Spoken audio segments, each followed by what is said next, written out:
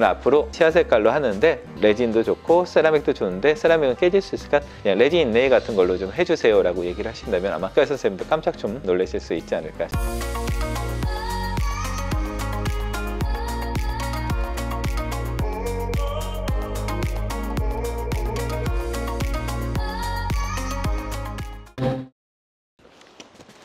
안녕하세요. 환자 중심의 진료 철학을 실천하는 강북예측과병원의 이상수입니다.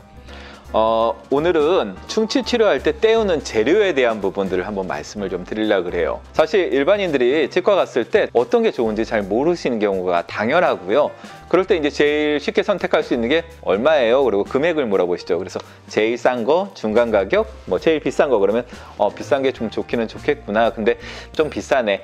가운데 걸로 해주세요. 이러고 선택하는 경우가 정말 많거든요. 그래서 이제 그런 재료들을 어떤 걸 선택하는 게 좋을지 거기에 대해서 한번 말씀을 좀 드릴까 합니다. 이 경우에는 이거, 저 경우에는 저거 이렇게 정해져 있지는 않고 치아의 상태라든가 충치의 위치라든가 이런 것들을 보고서는 결정을 좀 해야 돼요. 예를 들자면 부위가 굉장히 크거나 이런 힘을 많이 받는 부분 쪽에서는 좀 더 강한 재료를 써야 되고, 많이 씹는 주 저장면이 아니고 비기능 저장면이다 그러면 조금 약한 걸 쓰기도 해요. 사실 아말감의 역사는 되게 오래됐어요. 거의 한 100년이 좀 넘은 오래된 재료이기 때문에 치과에서 굉장히 많이 사용을 했었어요. 아말감의 장점은 저렴하다는 거, 또 우리나라 같은 경우에는 의료보험이 지원이 된다는 거, 그리고 또 강하다는 거, 금속이니까 아말감도. 근데 단점은 수은이 좀 나와서 사실 많이 권하는 편은 아니다. 특히나 옛날에는 다른 방법이 없었기 때문에 아말감을 많이 사용을 했지만은 요즘은 복합 레진이 사용이 가능하기 때문에 레진으로 많이 쓰는 거고.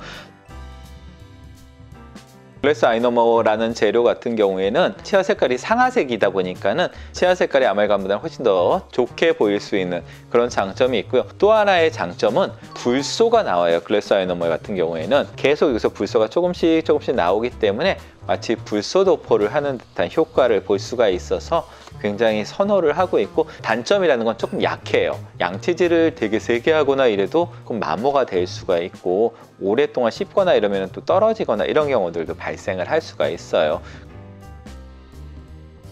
말씀드린 것처럼 만 12세 이하 어린이들한테는 의료보험에 이제 편입이 됐어요. 그래서 레진으로 의료보험을 할 수가 있기 때문에 옛날처럼 뭐 치아를 많이 삭제하는 아말감이나 약한 글래스 아이너머보다는 레진으로 치료를 하는 경우들이 많아요. 그래서 요 세 가지 재료가 때우는 치료할 때 가장 많이 사용을 하는 거고요. 이런 것들은 이제 부위가 좀 작거나 힘이 많이 들어가지 않을 때는 이런 것들을 사용하는데, 씹는 면 쪽에 있거나 힘이 굉장히 많이 들어갈 만큼 커다란 부위거나 이럴 때는 바로 때울 수가 없고 본을 떠서 때우게 돼요.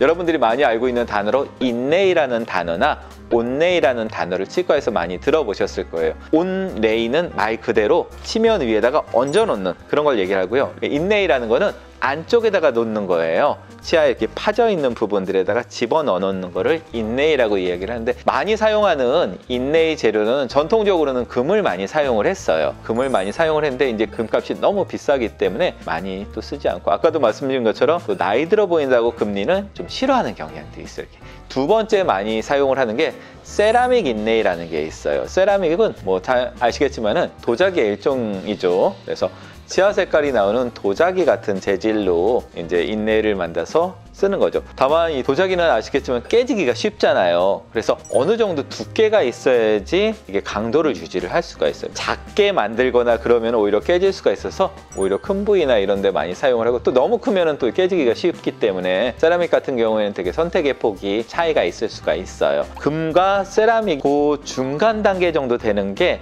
이제 테세라나 심폰이라는 것들이 좀 있어요. 그러니까 어떤 거냐면은 레진 인레이의 일종이에요. 부위가 커지거나 이러면은 아무래도 레진 인레이나 이런 것들이 좀 깨지기가 쉬울 수가 있기 때문에 안에 세라믹 입자들을 박아놓고 그 위에 레진으로 인레이를 만들어 놓은 거, 그런 것들이 이제 테세라나 아니면 심폰이라는 거라고 생각을 하시면 되세요. 그래서 강도도 어느 정도 유지를 하고 색깔이나 이런 것들도 되게 좀 예쁘게 보일 수 있도록 만든 그런 거라고 생각을 하시고요. 그리고 간혹 가다 보면은 지르코니아 인네이라는 거를 쓰는 경우들도 있어요. 지르코니아는 강화 도자기라고 표현을 하기도 하고 그래서 워낙 강도 자체가 단단하고 이러다 보니까는 인네가 굉장히 세밀한 부분들이거든요. 세밀한 부분들을 맞추기가 오히려 더 힘들어서 지금은 많이 쓰이지는 않는 것 같아요. 마지막으로 실란트라는 게 있어요. 실란트라는 거는 어떤 거냐면은 입안에서 이렇게 아 해서 거울을 보시게 되면 그 움푹 들어간 부분들이 워낙 깊으면은 나중에 밥 먹을 때 음식물이 그 안에 박히는 경우들이 있어요. 매우 조그만 알갱이들 같은 것들이 거기로 박히거나 아니면 플라그 같은 것들이 거기에 형성이 되면 잘 닦일 수가 없어서 그쪽부터 충치가 생기는 경우들이 생길 수가 있어요. 그런 부분들을 막아줄 때 사용을 하는 게 실란트입니다. 충치가 있는 상태에서 쓰는 게 아니고 충치가 없을 때 구멍을 막아주는 게 실란트라고 생각을 하시면 되고, 충전 재료랑은 약간 좀 틀리긴 하는데 레진의 일종이라고 생각을 하시면 되세요. 레진 중에서도 흐름성이 굉장히 좋은 레진이거든요. 자, 오늘은 이제 충치 떼우는 치료, 치과 갔을 때 여러분들이 이제 들을 수 있는 얘기들에 대해서 말씀을 좀 드렸고, 이제 그런 얘기들 들으시면 앞으로 내가 지금 봤을 때는 금으로 떼우는 것보다는 치아 색깔로 하는데 뭐 V나 이런 것들 색깔이나 이런 거 봐서 레진도 좋고 세라믹도 좋은데 세라믹은 깨질 수 있으니까 그냥 레진 인네이 같은 걸로 좀 해주세요 라고 얘기를 하신다면 아마 치과 선생님도 깜짝 좀 놀라실 수 있지 않을까 싶네요. 자, 또 궁금한 부분들이 있으면 준비해서 여러분들한테 좋은 정보 제공을 해드릴 수 있도록 노력하겠습니다. 감사합니다.